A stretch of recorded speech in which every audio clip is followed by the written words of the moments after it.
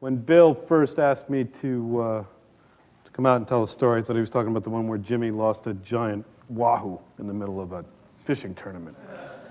But that wasn't it. He wanted me to talk about innovation to some degree. Very much agree with the assessment of I think it was Alan that said, feels like an Innovators Anonymous meeting. My father used to describe it a little differently.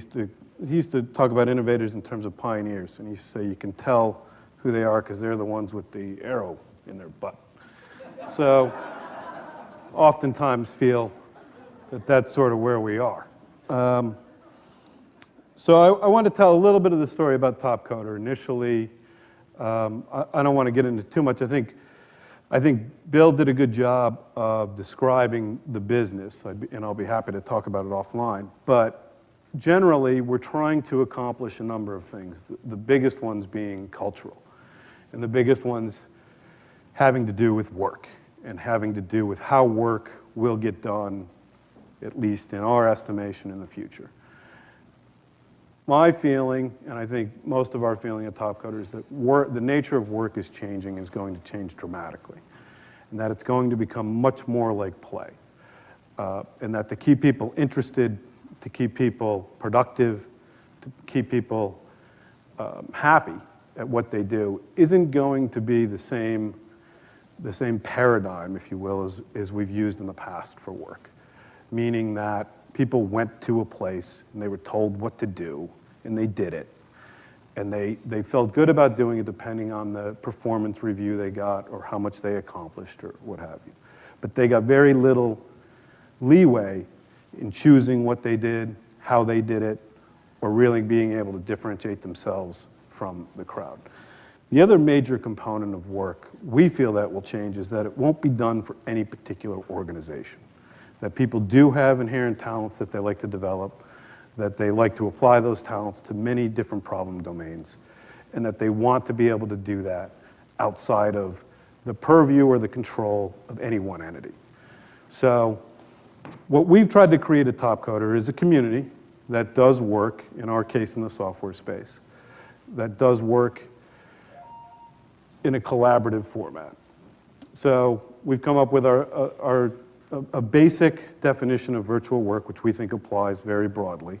In our case, again, specifically to software, but could apply to any number of industries.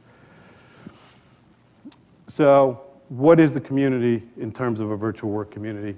It's people that work in an area that are very diverse in what their overall interests may be, but are brought together and intersect at some level of a common interest. To make the differentiator between, say, a social network and other types of communities when it comes down to work is that there has to be some level of structure to it. Things need to be accomplished. So the question is, how do you structure the community in such a way that you can accomplish those? Now, I would be fibbing if I told you we knew the answers to those questions. To a large degree, we are learning as we go.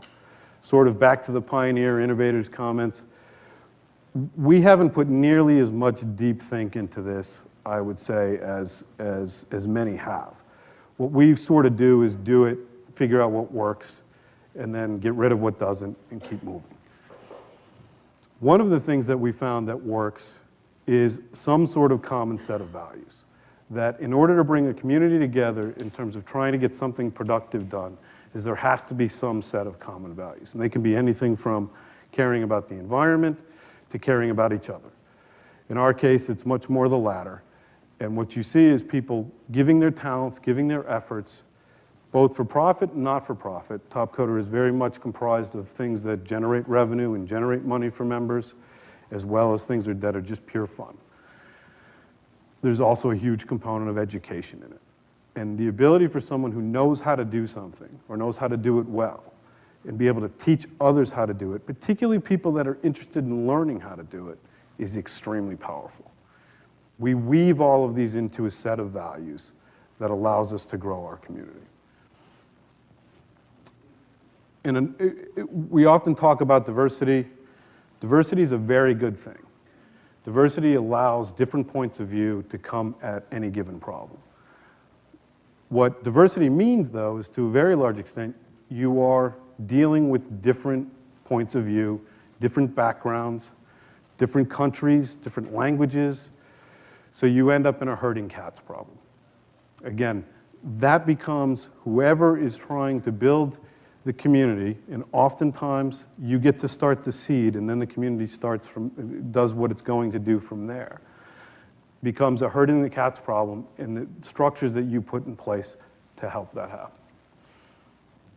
So just talking a little about TopCoder. TopCoder's main theme, if you will, and there's many themes within TopCoder. I talked about some educational, the ability to do real work, the ability to just play, the ability to turn work into play. The main underlying theme in TopCoder, though, the thread that runs through all the fabric is competition. It's the idea that work or what you're doing in play is going to be competitive. That's going to be the measure of how you get better or you find your area of interest that you want to improve or you're just good at.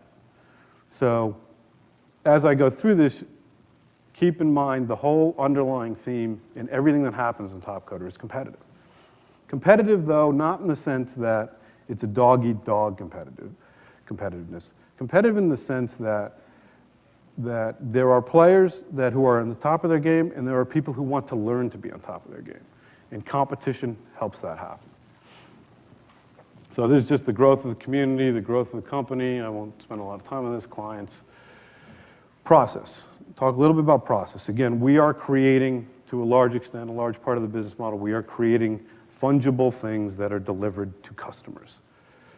So we have to do that. We start with a project management process in which TopCoder employees and TopCoder members go into clients, find clients, and define a problem, much as Bill described before. I won't spend too much time on it. But define a problem that can be broken into any number of pieces that many people across the world can work on. That problem and the sets of problems, the components, the pieces of that problem need to follow some standard set of architecture. During one of the discussions earlier, standards in terms of, I think it was during the discussion of now I'm gonna forget, but it was the discussion of the healthcare system and the different types of groups, whether it be doctors or practitioners or what have you. In TopCoder, all of those things exist. So we have the high-value thinkers who can frame a problem. Then we have a factory that can take that problem and break it down and put solutions against it in a very efficient manner. That's what part of the problem, what part of the architecture phase of TopCoder is.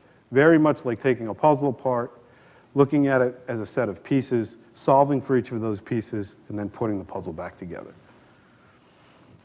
Again, I talked a little about competition, but competition is what brings this all together. Otherwise, when you're dealing with virtual workforces, you're going to have to manage those workforces. In our case, the way we manage those workforces is we simply don't. We simply let the workforce manage itself, and it does that through competition. What you will see is members get very excited about competition. This is not competition, like I said, in the sense that it's you're going to get the job or you're not going to get the job. It is competition in the sense that much like a baseball player, much like any athlete, much like anyone in sports, want to see how they do over time, and they want to see it in a detailed fashion. So we have all sorts of statistics. Members carry member cards, which are very much like baseball cards, in various areas of interest, whether it be algorithms or whether it be software component design, software component development, large-scale algorithms for solving scheduling problems, for solving protein folding problems. All of these different types of work, if you will, that now all of a sudden become much more of a game, and how well can I do at the game? This is just competition posting stuff. I won't spend too much time on it. But what it will show you is that this is basically how we put our work out to our member base. All of this process is completely transparent to everyone in the member base. It has to be, because it is competitive, but we also want people to be able to work together on things. They have to be able to see everything. more competition posting stuff, scoring, very detailed for certain things. In some cases, purely objective, like a race. It's a bunch of people do something, whoever gets there first wins. Some are optimal solution stuff.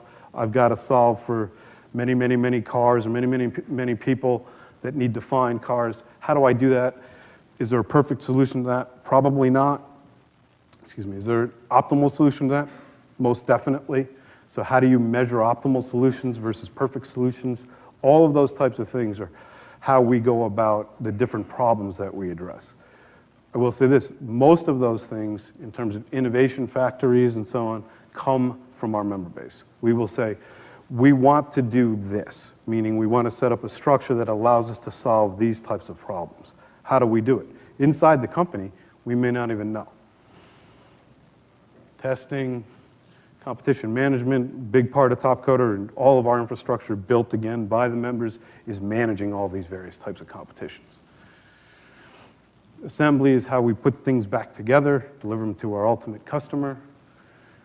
Again, it's taking the pieces, which are now in pieces, and putting them back together in terms of the ultimate puzzle. I won't get into too much of this. What I did want to show was this slide and spend a little bit of time on it. This is a typical application in our application space. This application probably took from beginning to end about 3, maybe 4 months to build. All of these people contributed to the ultimate application. They all came together, most of them, I'd say almost all of them, having never known each other before. They worked together to deliver an application for a customer. You can see where they're from. One of the things, if you structure the work correctly, if you model the work correctly, you can get many, many, many people globally to work on your problem very quickly, very efficiently. And that's what TopCoder does in the software space. We absolutely think there will be many, many more business models that touch on everything from drug discovery to building of physical product, cars, any number of electronic devices. All of these things can be done online by tapping into what's a global network where people are self-selected in.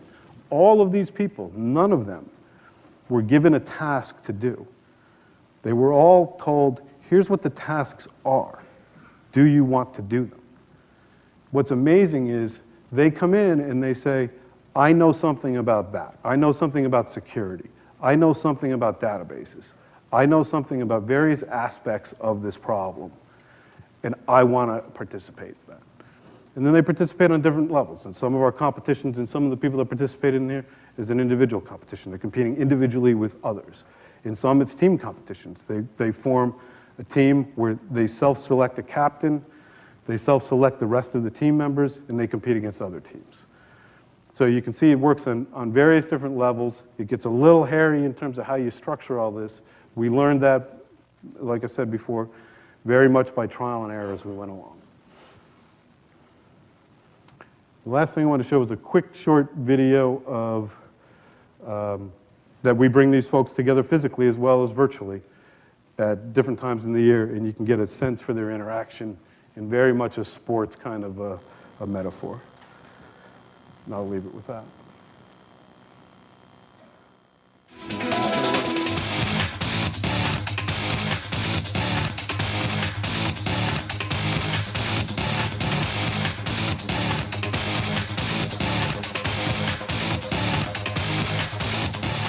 TopCoder, no matter where you are in the world or what language you speak, it means the same thing, the best. And over the past 2 days, our field of 48 has battled for the opportunity to advance to the final round. Now, only 8 TopCoders remain. Last year's Open champion did not qualify for this year's event, leaving the door wide open for a new champion to be crowned. Will it be an old favorite or a new face? For the next 3 hours, you'll find out who's got the stuff, the game, the smarts. 8 finalists, 1 champion. The 2007 TopCoder Open starts now.